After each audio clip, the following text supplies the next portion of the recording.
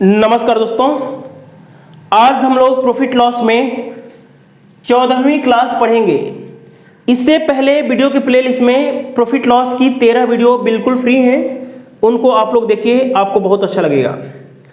Profit loss chapter पढ़ने से पहले वीडियो के प्लेलिस्ट में परसेंटेज की भी 14 क्लासेस फ्री हैं, उनको आप लोग देखिए। परसेंटेज चैप्टर पढ़ने से पहले ट्रेनिंग क्लासेस आपको पढ़ना पड़ेगा, जिसमें बहुत सारे वीडियो हैं, उसमें 17-18 कम से कम वीडियो आप लोग देखिए। आपको मैथ्स बहुत आसान लगेगा, पूरे भारत में, पूरे विश्व में इससे बढ़िया कॉन्सेप्ट आपको कहीं का नहीं लगेगा। यदि आप कंप्लीट मैथमेटिक्स मेरे से पढ़ना चाहते हैं तो funny concept classes app install कर लीजिए और कंप्लीट चैप्टर यहाँ पे चैप्टर वाइज पढ़ सकते हैं। थोड़ी बहुत फीस है, इसको आप लोग जमा कर दीजिएगा। एडमिशन लेने के लिए इस नंबर पे मैसेज कर दीजिएगा। आइए देखते हैं प्रॉफिट लॉस की आज की क्लास। देखिए, क्वेश्चन जितना बढ़िया से पढ़ेंगे सॉल्यूशन उतना आसान तरीके से निकलेगा, जल्दी निकलेगा। ए और बी ने समान कीमत पर दो वस्तुएं खरीदी। बाद में सी ने दोनों से दोनों वस्तुएं प्रत्येक 240 रुपये के हिसाब से ले ली।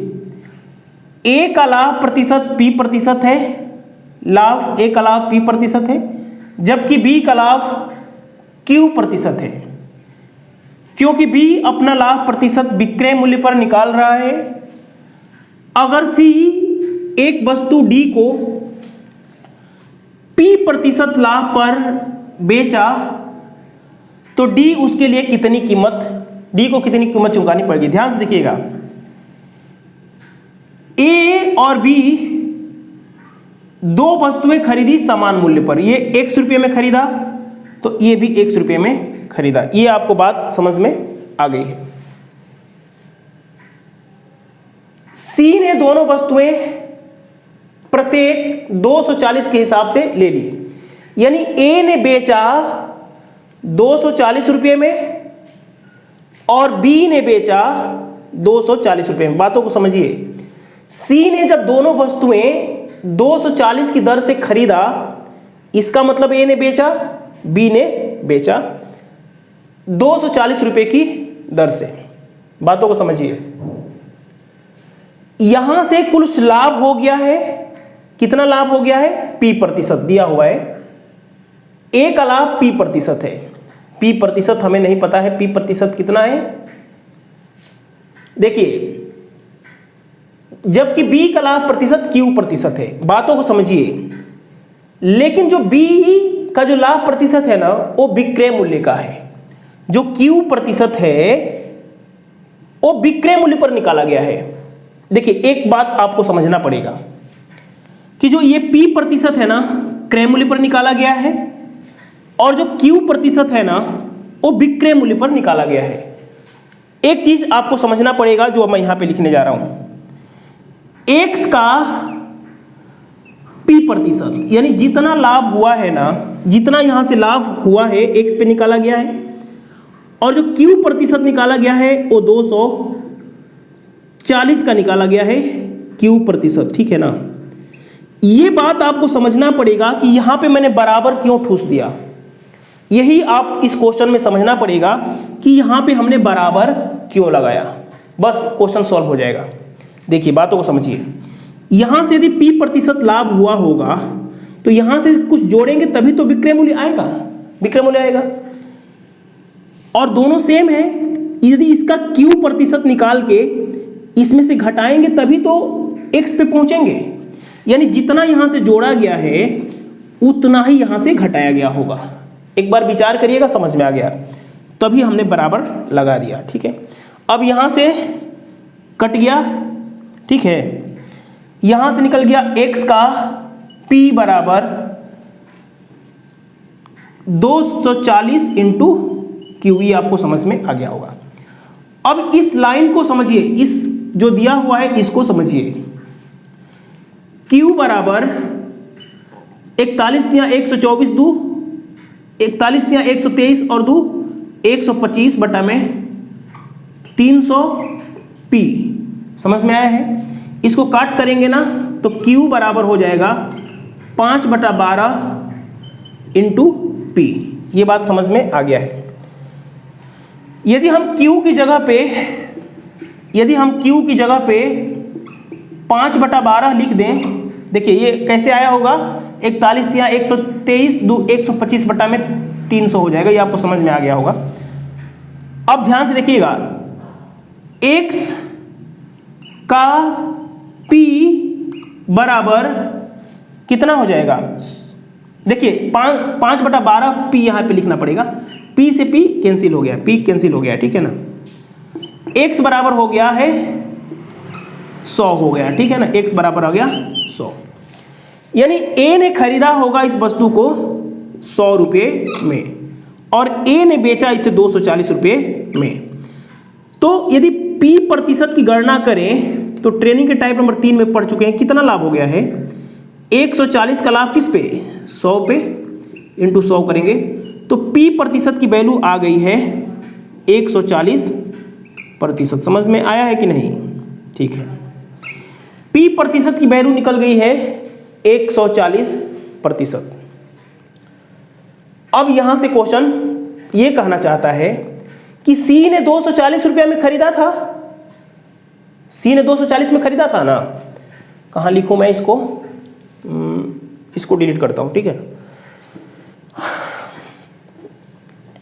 C ने खरीदा था इसको 240 में, ठीक है, खरीदा था ना, और लाभ लिया कितना, लाभ लिया 240 का p प्रतिशत लाभ लेके D को बेच दिया, यानी 140% लाभ लिया, ठीक है।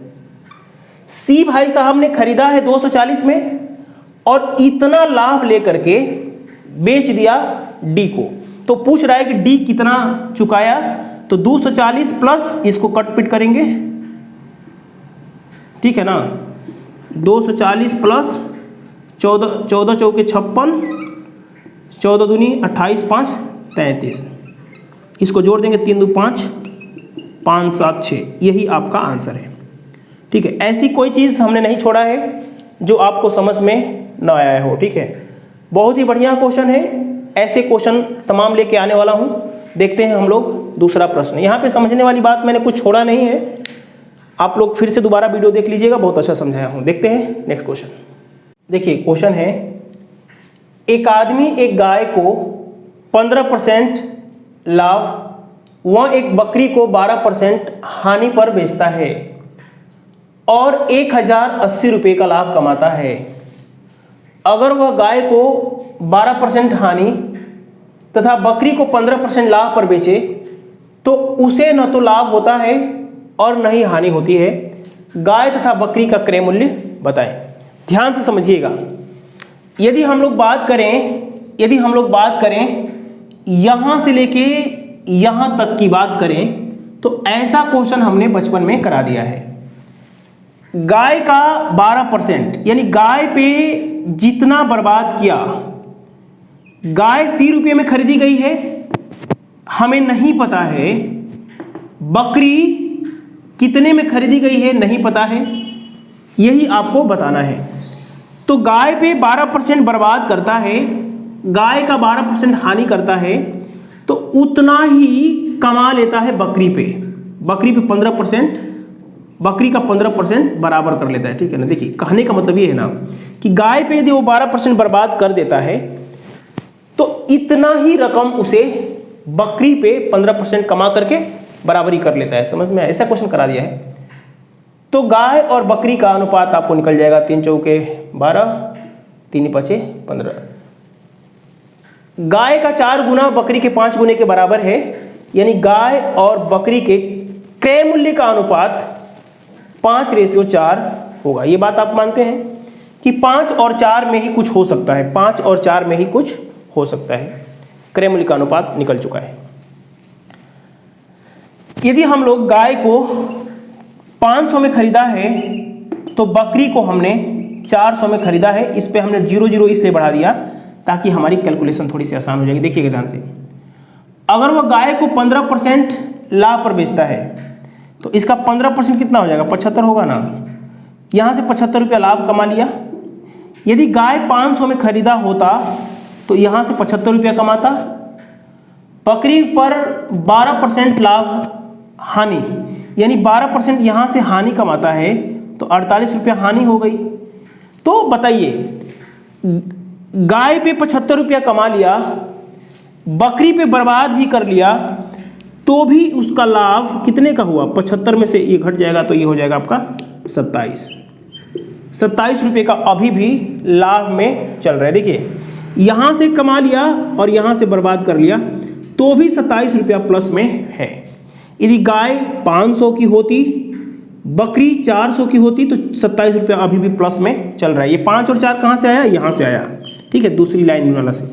27 की वैल्यू दे रखा है, 27 की कमाई की बजाय 1080 दे रखा है। ये कितना गुना है? 40 गुना है। 27 चौके 108, यानी कि इस 500 गाय यदि 500 की है, बकरी 400 की है, तो अभी भी उसने 27 रुपया कमा लिया। लेकिन कमाई तो ज़्यादा दे रखा है क्वेश्चन में, 40 गुना है, तो इसको 40 गुना करेंगे तो 40 पाँचे 200, ये 2000 में 20,000 में उसने ये खरीदा था। और इसको यदि आप लोग 40 गुना करेंगे तो 4 चौके 16 पे 3 जुरा, यानी 16,000 में इसको खरीदा था। ये 2000 और 16,000 आपका आंसर है, और 5:4 में ही ये आएगा, ये और ये आंसर है। तो यहाँ से ध्यान से देखिएगा कि दूसरी जो लाइन है, न तो लाभ हुआ नहीं हानि। एक बार और समझा देता हूँ। अगर वह गाय को 12% हानि, गाय पे 12% हानि हो गई, बकरी पे 15% लाभ हो गया, तो जो यहाँ से बर्बाद किया है ना, यहाँ से उसने कमा लिया 15%। तो लाभ और हानि की रकम बराबर होगी तभी ना लाभ होगा, नहीं हानि होगा। देखिए समझिए, यदि समझ में नहीं आ रहा तो ऐसे समझिए। एक 100 रुपया में खरीदा आपने, एक क्या मान लीजिए कि गाय खरीदा, ठीक है, और एक बकरी खरीदा 50 रुपये में, ठीक है, 50 रुपये में खरीदा बकरी, इस पर 10 रुपया कमा लिया तो 110 में बेचा, इस पर 10 रुपये नुकसान हो गया तो 40 रुपये में बेचा। तो आप बताइए, इन दोनों का प्लस, इन दोनों के प्लस के बराबर ही तो होगा। यहाँ से 10 रुपया कमाया, यहाँ से 10 रुपया बराबर कर लिया, इसका मतलब ना लाभ हुआ ना ही हानि हुआ। समझ में आया? तो ये क्वेश्चन है। इस प्रकार के तमाम क्वेश्चन आपको मिलेंगे, प्रैक्टिस सेट करेंगे, कोई भी किताब करेंगे तो। देखते हैं नेक्स्ट प्रश्न। देखिए क्वेश्चन है, एक निर्माता अंदाजा लगाता है कि निरीक्षण के वक्त उसकी वस्तुओं में से 12% बेकार मिलेंगी। वह 7.5 रुपया प्रति वस्तु की दर से 22,000 वस्तुओं का ऑर्डर लेता है। वह अंदाजा लगाता है कि कुल खपत पर 20% लाभ होगा। एक वस्तु का क्रय मूल्य बताएं। क्वेश्चन को पहले समझिए, क्या क्वेश्चन करना चाहता है। एक आदमी है जो कि वस्तुएं बनाता है, 22,000 वस्तुओं का ऑर्डर लिया, 22,000 वस्तुओं का ऑर्डर लिया, ठीक है ना। 22,000 का ऑर्डर तो ले लिया, ठीक है, लेकिन उसको समझ में आता है कि जब ये वस्तुएं चेक की जाएंगी ग्राहकों के द्वारा तो 12% खराब निकलेंगी। किसी भी संख्या में से 12% घटाने का मतलब ट्रेनिंग के टाइप नंबर 6 में बताया गया है कि 88% वस्तुएं सही निकलेंगी, 12% तो बेकार हो गई। इनको बेचना है 7.5 की दर से, 7.5 रुपया प्रति वस्तु की दर से बेचना है।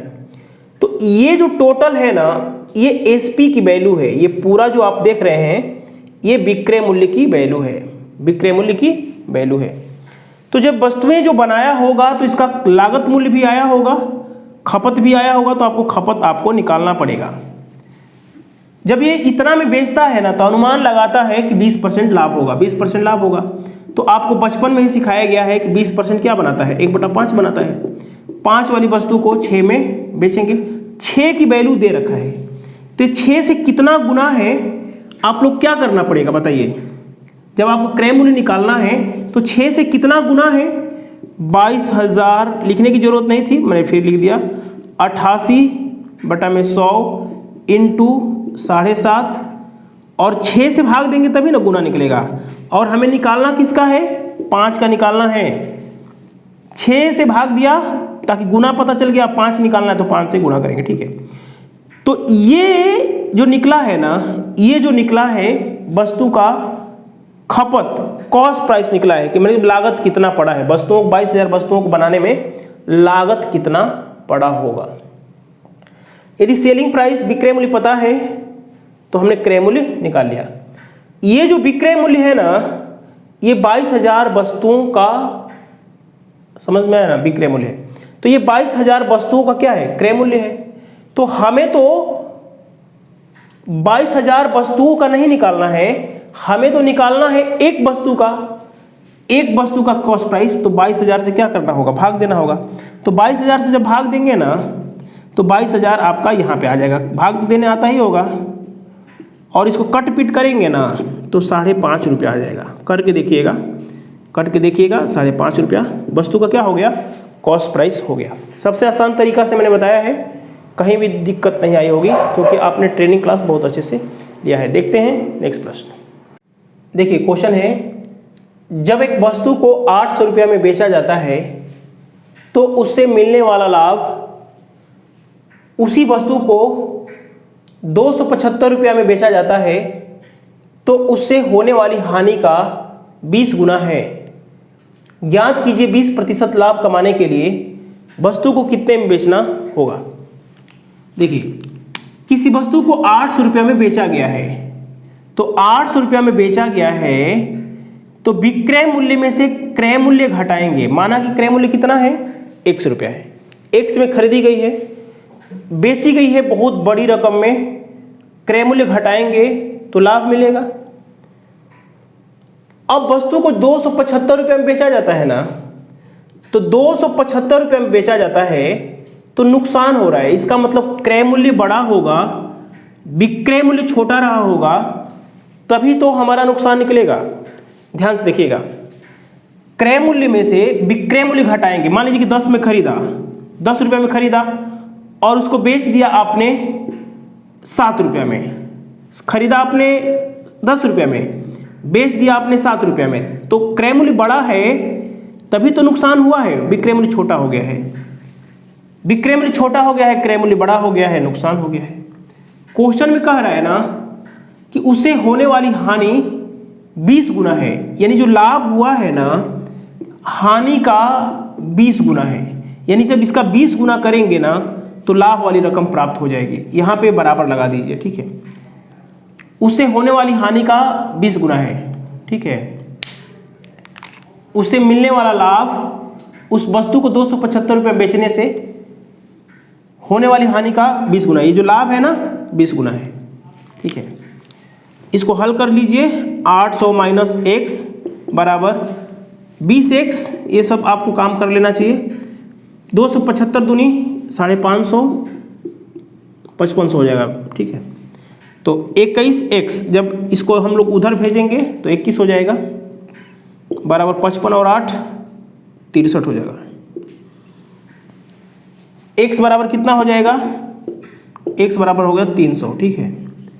300 हमारा क्रय मूल्य रहा होगा, इसको बेचना है 20% लाभ पे, तो 20% लाभ पे 360 में बेचना होगा। इसका 20% निकाल के जोड़ दीजिएगा, 20% निकालेंगे तो 60 आएगा, 7 जोड़ेंगे तो 360 रुपया वस्तु का विक्रय मूल्य रहा होगा। देखिए आज की वीडियो संदेश ये दे रही है कि यदि आपका बेसिक क्लियर है तो आप कैसा भी क्वेश्चन आप बुक से हल करके उसका सलूशन पा सकते हैं। मेन कार्य हम लोग कर चुके हैं प्रॉफिट लॉस की 13 वीडियो में। बेसिक अच्छा हो गया है, किसी भी क्वेश्चन को आप करेंगे, थोड़ा बहुत सलूशन से मदद मांगेंगे तो क्वेश्चन हो जाएगा।